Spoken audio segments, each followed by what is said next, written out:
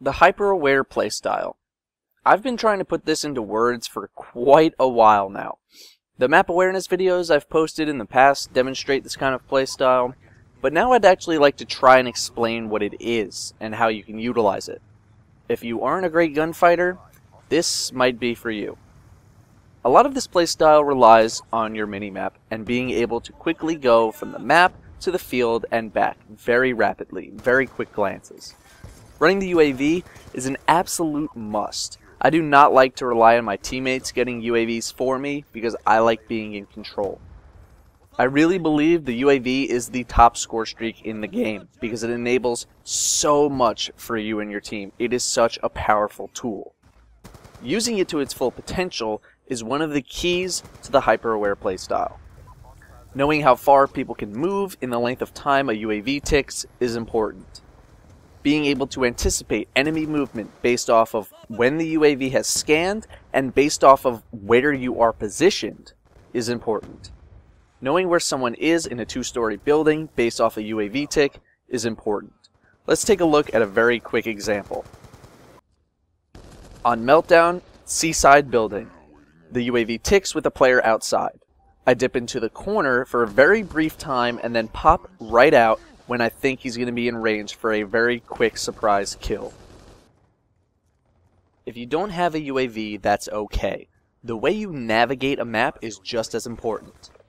The playstyle doesn't prioritize gunfights. It prioritizes position for the gunfights. It prioritizes how you move. Knowing how your enemies are going to move given a situation is important. You need to think like an average player, performing average decisions while performing at a higher level yourself. You need to think to yourself constantly, if something were to go down right now, where? Why? You need to think to yourself, if I were going to do X, how is an enemy going to react?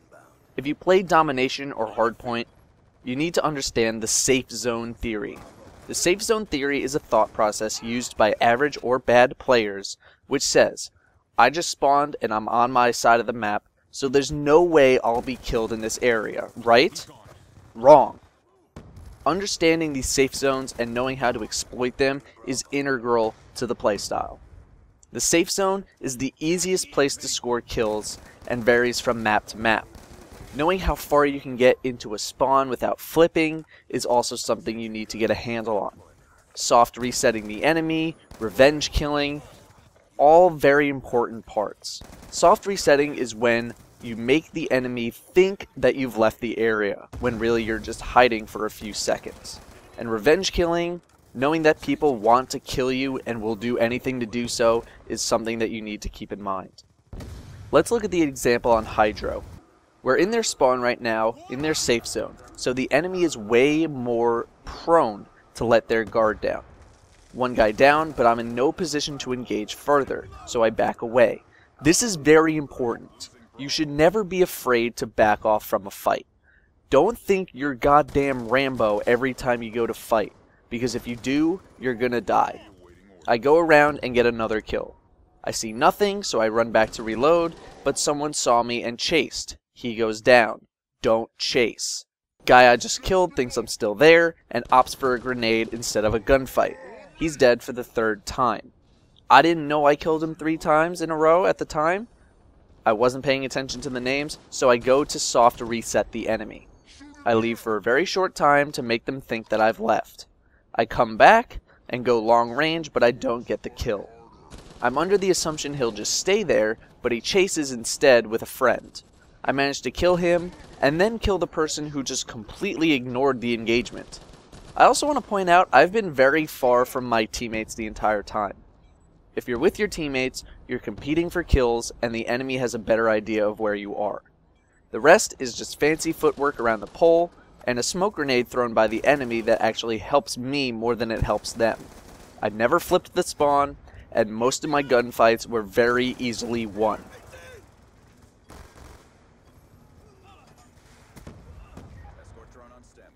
Notice how I haven't said a thing about shooting anyone yet. Well, if you were listening earlier, you would have remembered me saying how this style does not prioritize gunfights. The playstyle doesn't prioritize gunfights. See, I did say that. Very clever. Your aim isn't going to get better. You're not going to learn drop shotting or jump shotting or whatever kind of other shot there is. Most of my enemies never get good shots on me in a gunfight. You want to know why? It's because of my positioning. It's the element of surprise. It's being one step ahead and unpredictable. It's not chasing enemies down, it's letting them come to you. It's knowing how an average player will react to a given situation. Because that's what most of you are. Average. And you need to treat everyone else as such until they can prove otherwise. But the thing is, I can't just give you a rundown of decisions. Because decision making is dynamic and different in every game that you play, in every kill that you get. What decisions you make in a game reflect the kind of player you can be. The hyper-aware style is more of a guideline on how to make those decisions in a game. And it comes down to the simple things. From the opening routes that you take, watch the How to Domination series after this, to even peeking out on the opposite side of a pole to knowing when to run. Getting familiar with the decisions that your enemies tend to make is very, very important. Familiarize yourself with very basic situations. Always be thinking one step ahead. As you're climbing a window, you shouldn't be thinking, I'm climbing into that room. You should be thinking, aim into the next room. Where's this guy going to be? You should start looking at your mini-map, anticipating potential threats. Your mind should always be thinking. If you aren't thinking about your next move, you are screwed. Constantly be thinking about your plans of attack. Don't just dive on that B flag cap. Wait until it's safe to go. Let's take a look at a basic situation. In this clip, I'm able to predict almost exactly what my enemies are going to do. We're on Hydro, and I'm in their spawn. The last thing someone expects to do in their spawn is die, but I get the kill.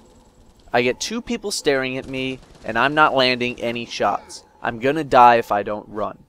The moment I do get to cover, I turn and throw a C4. Turning and going prone isn't a bad idea either.